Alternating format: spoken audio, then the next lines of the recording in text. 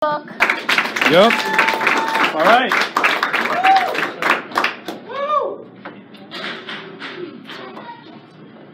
Sitting in the rafters in my high school gymnasium, dark because the top row was where the lights didn't reach. My SOUSAPHONE caressed me, valve assembly tearing tiny holes in my band shirt, its fiberglass body making the red shirt white. The first thing I fingered was a low B flat, the second day of sophomore year. 20 pounds, low tones, pure bliss.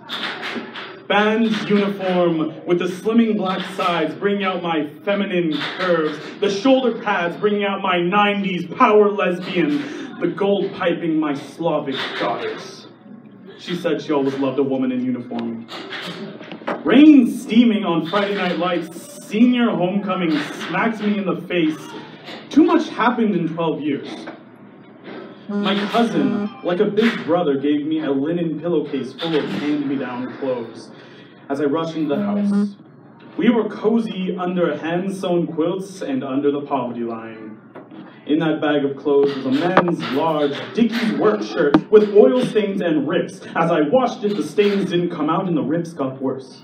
The yellow horseshoe logo stared at me when I looked at it on my lap. It covered my ass. It was like a dress. In 6th grade, walking back to homeroom in front of the girl I liked and in back of the boy I liked too. In my mind was developing gender and sexuality, identities that I didn't want to play with until much later. Unfortunately, like my trombone playing skills in middle school, they weren't very good. Jason was my imaginary best friend brother. He got to wear the pretty dresses and play with the rose-painted tea set. He wanted me to buy the blue Bionicle. The blue Bionicle was always a girl. During recess, my friends made me play her, and though they taunted me, I never minded. I'd rather be her than not play at all. Lost in her gears and plastic parts were contours of a girl that looked just like the boys. My elementary school self bought the red one. My SOUSAPHONE didn't pinch my breasts, or the lack thereof. My problem became clear. Further reading proved useful. My high school didn't have a GSA, it had a pet band.